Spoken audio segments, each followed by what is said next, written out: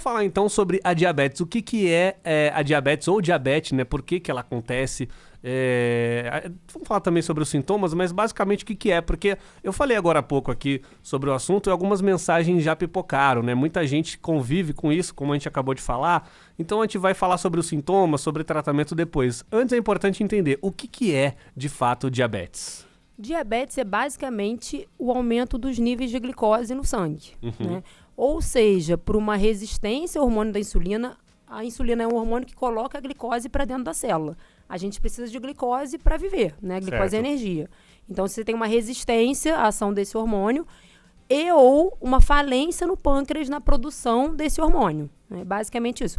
É uma doença crônica e a gente tem 2 tipos mais comuns, mas a prevalência, né? 90% dos casos de diabetes é do diabetes tipo 2 e que prevalece uma resistência ao hormônio da insulina. Entendi. Aí, no caso, eu sou bem leigo no assunto, mas eu queria entender.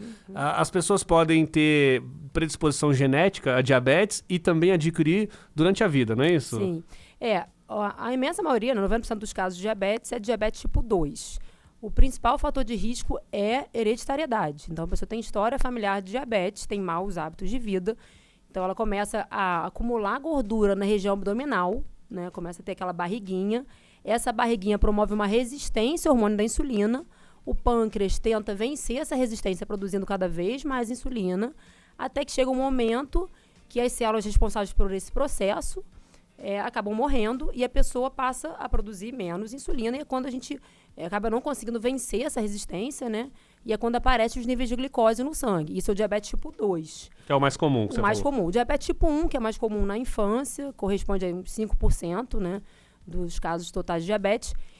O que acontece é uma destruição das células beta do pâncreas que produzem insulina, né? Na verdade, o corpo de quem tem diabetes tipo 1 começa a produzir anticorpos que vão destruindo essas células e aí não necessariamente a pessoa tem história familiar de diabetes. Essa questão da questão da predisposição a ter por conta de histórico familiar. Então pode acontecer, por exemplo, de uma pessoa não ter diabetes e aí ela desenvolveu ao longo da vida e aí a próxima geração da família dela ter, isso pode acontecer? Aí não é desse jeito? Não desse jeito. Assim, 70% dos casos de diabetes tipo 2 tem história familiar. Né? A pessoa vai ter, então a maioria. Mas muitas pessoas desenvolvem diabetes por conta de obesidade. Né? Obesidade e sedentarismo. E aí, não necessariamente, no futuro, né, as próximas gerações vão ter esse tipo de diabetes. O que acontece é que, às vezes, os pais obesos criam crianças obesas. Entendi. Então, por conta dos hábitos, né? Até porque a criança ela vai se espelhar dos hábitos alimentares, dos hábitos de saúde com o pai e a mãe, né? Então ela vai enxergando como é que o pai e a mãe se portam ali, como que elas comem, como que eles se movimentam no dia a dia, e aí isso passa para a criança e com certeza tem essa questão, né? Porque você falou da questão da obesidade, que é um problema que a gente vem enfrentando no nosso planeta. Sim. Muita gente vem aqui, muitos médicos vêm aqui falar com a gente sobre vários assuntos e acho que é um consenso, né? Se alimentar bem, dormir bem. Sem dúvida. Isso aí eu acho que prevenção para a maioria das doenças, inclusive alguns tipos de câncer, né? Então, se alimentar bem, dormir bem, praticar atividade física, ter boa saúde emocional, tudo isso contribui para um bem-estar global e diminui o risco de várias doenças, inclusive diabetes. Eu tenho uma teoria que, assim, além da questão do sedentarismo, que é muito grande, né? A gente vê cada vez mais crescendo. Eu acho que também tem uma questão que as pessoas... talvez seja uma minha bolha isso, tá? Mas eu vou falar pra você e você vê o que você acha, porque você é médica, você deve receber todo tipo de pessoas no seu consultório. Eu vejo muita gente que quer fazer uma atividade física, quer fazer uma academia, por exemplo, mas a pessoa tem a questão já estética na cabeça. E aí ela acha que ela vai começar e aí ela tem que ter um resultado muito breve. Sim. E aí ela coloca um ideal inalcançável, que às vezes é uma pessoa que já é meio marombeiro, que é uma pessoa que está há muito tempo treinando. Então eu acho que isso, para a pessoa que não está com cuidado, que ela não presta atenção na cabeça dela, pode ser algo que desestimule, porque ela fica pensando, em 2 meses, se eu não tiver igual esse cara, eu paro. Sim, muito comum isso, Vini. E é importante até a gente tocar nesse ponto, porque muitas vezes uma perda de peso inicial de 5% do peso, né, anterior já tem um impacto gigante na saúde. Na saúde, né? Porque às vezes a pessoa não tem nem o IMC de obesidade, mas ela tem aquele acúmulo de gordura visceral, de gordura abdominal, que já é fator de risco para diabetes e para outras doenças. Que né? é o mais difícil, né? De até perder também com... Assim, É o mais difícil. Normalmente as pessoas até nem sempre estão totalmente doentes, mas que querem começar na academia, querem perder um pouco de peso, é porque estão com a gordura visceral, né? E aí ela, no caso, também pode ser ruim para a questão do coração, também tem vários fatores, né? Com certeza, aumenta risco cardiovascular, né? A atividade física é importante para prevenção de diabetes e prevenção de doença cardiovascular como um todo. Mas, realmente, você querer atingir, às vezes, padrões estéticos inalcançáveis só vai te frustrar, né? O ideal é a gente ter metas alcançáveis de pouco em pouco, né? Não é que a pessoa não possa perder peso, bastante peso. É claro que é o ideal, né? Chegar no IMC normal. Mas ela tem que começar de algum lugar, Começar de algum lugar, que a pessoa comece com 2 dias por semana, 20 minutinhos de caminhada. Tá excelente. Às vezes a pessoa tem dificuldade de locomoção, enfim. Não tem problema. Isso aí já vai ter um impacto positivo na saúde. Natália, conta pra mim o seguinte, quais são os primeiros sinais que o pessoal que tá ouvindo a gente de casa deve tomar cuidado, sintomas, e como que é feito esse diagnóstico da diabetes? Os primeiros sinais... Primeiro que nas fases iniciais do diabetes tipo 2, a pessoa geralmente não tem sintoma. E isso é um grande problema, porque 50% das pessoas que estão diabéticas não sabem que estão diabéticas. Porque às vezes não fazem exame de rotina, né? Não faz exame regular. Isso é outra coisa importante que a gente fala muito aqui na Pop quando vem algum médico, né? Porque a gente espera tá ruim para ir no médico, né? Exatamente. O ideal é a gente fazer exame de rotina para a gente detectar precocemente qualquer doença. Certo. Então, inicialmente, a pessoa deveria fazer, né, exames de rotina, mas quando ela começa a ter sintomas, o que são os sinais e sintomas de diabetes? A pessoa que está urinando demais, com muita sede, muita fome, está perdendo peso. Tem pessoas que começam a sinalizar, eu vi formiga na minha urina. Isso não é incomum de acontecer. Eu já vi isso quando eu era criança. Tinha um primo meu que foi passar uns dias em casa. Uhum. E aí eu vi isso assim, ele era pequeno, né, criança, de uns 8 anos, e eu já era adolescente, e eu vi que na urina dele tinha formiga, assim. Eu não sabia de nada, então não sei como é que foi o diagnóstico, se minha tia foi atrás depois, mas enfim, eu me lembro de ter visto isso. Porque não é incomum mesmo, é um sinal que tem que ficar atento, não é mais criança que não fala tanto, né? A pessoa pode ficar fraca, sentir tontura, pode ter dormência nas pernas, formigamento, às vezes infecções de repetição, infecção urinária, enfim, candidíase. Então, são sinais de alerta. No diabético tipo 1, às vezes a pessoa abre um quadro já grave, né, de cetoacidose diabética, que ela vai ter vômito, dor abdominal. Você viu que aquela criança está perdendo muito peso, fazendo muito xixi, bebendo muita água. Às vezes tem hálito de acetona, né? O hálito cetônico.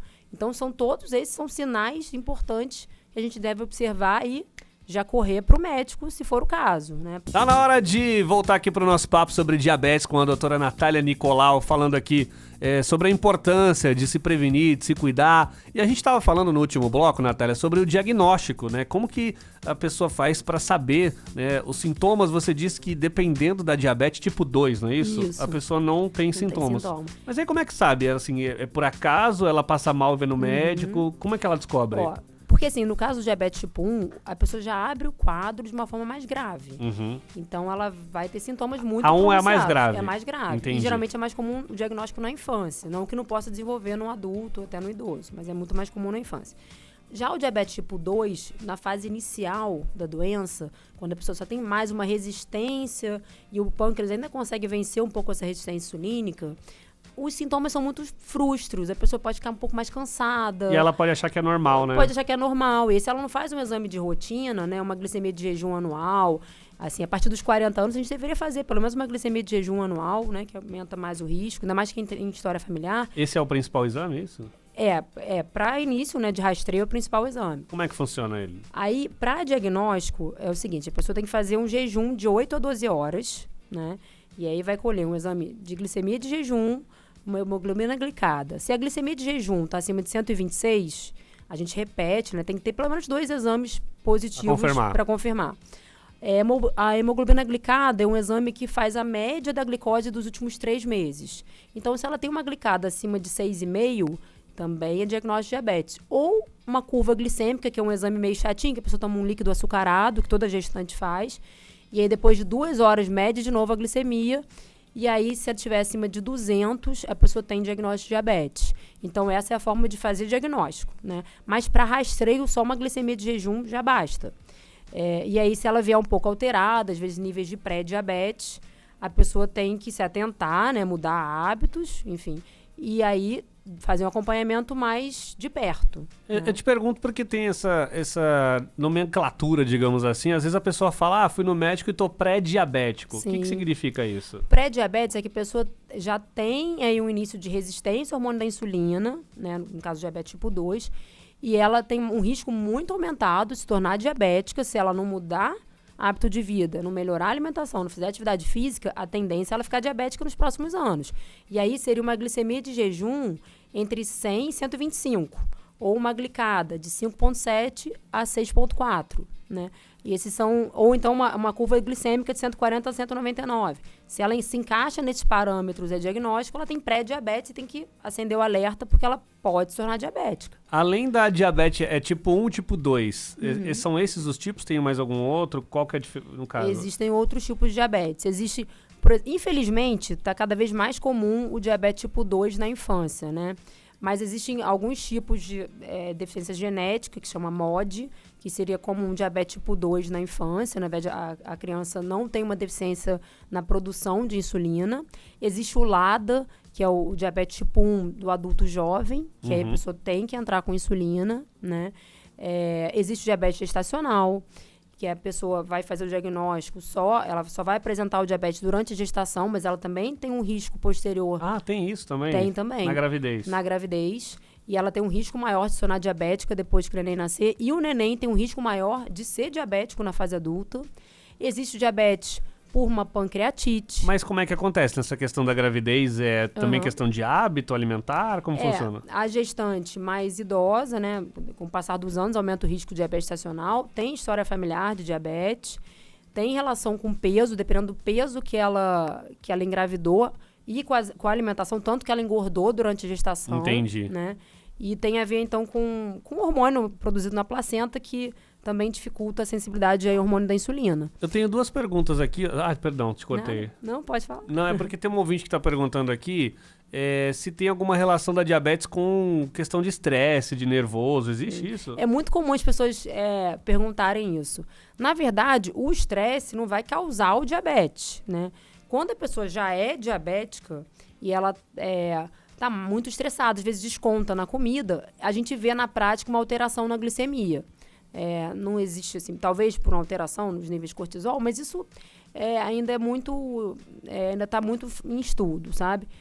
Mas na prática a gente vê que o estresse tem relação com o descontrole do diabético, não então, para início de diabetes. O nosso ouvinte aqui, o Bruno, de Lorena, no caso ele não precisa se preocupar se ele vai ter diabetes com a questão do estresse, né? Que talvez ele esteja passando. Acho que é mais prevenir a própria diabetes em si para não chegar nesse quadro, né? É muito comum a pessoa falar, doutora, meu diabetes é emocional. Mas não é emocional, né? São aqueles fatores de risco que a gente mencionou, mas não o estresse que vai causar isso. Falando nisso, quais são os fatores de risco e como se prevenir, né? A gente já falou um pouco sobre essa questão, evitar o sedentarismo, tomar cuidado com a alimentação, que eu acho que é o básico, né? Que todo ser humano deveria seguir, não só para prevenir diabetes, mas para ter uma vida saudável. Mas tem mais alguma coisa? Qual que é o fator de risco? O principal fator de risco, no caso do diabetes tipo 2, é a história familiar, é genética, né? Isso a gente não tem como mexer, infelizmente. Mas, é claro, os maus hábitos de vida. Então, a pessoa que consome muito alimento industrializado, muito açúcar. E é bom até a gente falar isso, porque não é o açúcar em si que torna a gente diabético, né? É o acúmulo de gordura abdominal que vai te tornar diabético. O excesso de alimentos com índice glicêmico alto, refrigerante, bolachinhas, enfim. Os excessos de carboidrato e de açúcar. E até o excesso de fruta também. Porque a fruta tem a frutose, né? Que também aumenta. Então, o diabético também não deve consumir muita fruta. É engraçado, né? Porque a pessoa às vezes acha assim, eu tô saudável, vou comer bastante fruta. Aí ela se entope de fruta. Também não pode. E aí, se ela tiver já essa questão, né, de diabetes tipo 2, que ela não tá sabendo que ela tem, isso aí pode causar um problema pra ela, né? Pode causar, sem dúvida. É muito comum quem é diabético descontar na fruta, porque ele não pode comer doce. Entendi. E acha que tá liberado a fruta. E sedentarismo, que realmente, assim, pela OMS, né, o que é recomendado é que a gente tenha uma prática de em torno de mais de 300 minutos semana de atividade moderada ou mais 150 minutos por semana de atividade intensa, né? Isso seria o recomendado. A maioria das pessoas não faz isso. Mas como eu falei, se a pessoa tem, para começar, se ela faz uma caminhada leve, 20 minutinhos, aí 2, 3 vezes por semana, já tem um impacto positivo na saúde. Então, pequenas mudanças de hábitos já fazem um impacto gigante. Beber água também, né? Que a gente não bebe, né? Hidratação. Inclusive, quem está muito descompensado de diabetes fica desidratado, né? Então, tem que beber bastante água. Né? Dá muita sede por desidratação. A pessoa acaba perdendo muita glicose na urina e vai junto à água. Você que recebe muitas pessoas no seu consultório falando sobre esse assunto, né? Com a doença para tratar, qual que você acha que é o maior fator, assim, que faz as pessoas chegarem nesse ponto? É a correria do dia a dia? É falta de organização? É falta de motivação, quem sabe, para ter uma mudança de hábitos? O que você acha? Comer é um dos maiores prazeres da vida, né? Com certeza. Oh, meu Deus, com certeza. E os alimentos mais gordurosos, mais calóricos, eles são mais palatáveis. Então, existe a questão do prazer, né? Do prazer imediato também, que as pessoas querem comer para saciar. As pessoas comem, às vezes, as emoções também, né? Estão muito ansiedade. Eu vejo muito isso, né? Às vezes a pessoa tá com ansiedade, eu vou comer porque o meu dia foi difícil. Exatamente. Ou vai comemorar, eu vou beber porque... Exatamente. É questão social também, né? O álcool também tem relação? Também, tem toda a relação. O álcool favorece o ganho de peso e aumenta a glicemia. Então, acho que é um conjunto. É sedentarismo, a gente está cada vez mais parado, mais em frente à tela, e a gente está se alimentando cada vez pior, né? E é mais prático também, às vezes, comer alimentos industrializados, né? Então, acho que é esse conjunto aí que está levando a gente para essa prevalência gigante. Para esse abismo aí. Esse abismo. E hoje estamos recebendo aqui a doutora Natália Nicolau, falando sobre diabetes, né? Esse assunto aí que é muito importante. Vou trazer novamente o dado aqui, Natália, porque às vezes o ouvinte chegou agora, né? Ligou o rádio agora. No dia 14 de novembro foi o Dia Mundial do Diabetes e no Brasil cerca de 9% da população convive com diabetes. Teve um aumento aí de 11% desde 2020 e você falou pra gente que esse dado pode ser até global, não é isso? Sim, com certeza. 9% da população mundial, quase 10% tem diabetes. E muitos ainda nem sabem, né? Nem sabem, exatamente. Pode ser um número muito maior. A gente estava falando no bloco passado sobre a questão do diagnóstico e você falou que o diabetes é uma doença crônica. Tem cura? Olha, infelizmente, a gente não consegue falar em cura de diabetes ainda. No caso do diabetes tipo 2, a cirurgia metabólica, inicialmente a pessoa consegue ficar sem usar medicação, né? Que é tipo de uma cirurgia bariátrica. O que seria a cirurgia metabólica? A cirurgia metabólica, a pessoa, é como se fosse uma cirurgia bariátrica que ficou popularizada aí por conta do Romário. O Romário fez essa? Lembra que fez? Não sei se não me lembro, não sabia dessa. Ele emagreceu a beça na época, né? E aí começou a se falar em cura do diabetes. Mas a pessoa emagrece, mexe vai ter uma órgão? restrição, mexe no estômago, no intestino. Entendi. Né? E aí a pessoa fica um bom tempo sem usar a medicação, mas mesmo assim é complicado a gente falar em cura do diabetes. Em relação ao diabetes tipo 1, existem algumas pesquisas e até com ótimos resultados com células-tronco, né? Mas ainda assim, para a população em geral, a gente ainda não consegue falar em cura. Infelizmente, uma vez diabético, muito provavelmente vai ser uma doença para sempre. E aí a pessoa tem que mudar os hábitos não só para regredir, né? Tentar controlar, digamos assim, a doença, mas Sem também para dúvida. conviver com isso, porque pode ser algo que é fator de risco para ela, né? O grande problema do diabetes, que é uma doença muito silenciosa, porque muitas vezes a pessoa tem uma glicemia alta lá e nem percebe, né? E aí é uma doença que a gente costuma falar que vai comendo pelas beiradas. Quando viu, ficou cego, tá dependendo de uma máquina de diálise, aumenta o risco de infarto, de um AVC, de amputações. Então, é uma doença grave que leva a complicações muito graves, né, que piora muito a qualidade de vida das pessoas, mas muitas vezes é uma doença silenciosa. Então, tem que ficar sempre atento aos sinais e sintomas. Esse fator que você falou que às vezes a pessoa não consegue descobrir que ela tem a doença porque não é algo que vai ser gritante, né? Não tem um sintoma muito forte, mas ela vai, como se diz, comendo pelas beiradas. E aí chega nesse fator, existe a possibilidade da pessoa não se cuidar a ponto dela não saber que tem a doença e aí ela já tem que amputar algum membro, alguma coisa assim? Geralmente o corpo dá sinais. É porque Entendi. muitas pessoas negligenciam esses sinais, né? Ah, tá com uma feridinha lá que tá difícil de cicatrizar, o pé começou a ficar preto, aí que vai procurar Entendi. saber o que tem, né? Ou então um infarto, e aí que vai fazer o diagnóstico de diabetes. Porque não fazia exame de rotina, Não fazia nenhum exame, né? negligenciava os sintomas. Não é incomum isso acontecer, mas geralmente dá sinais.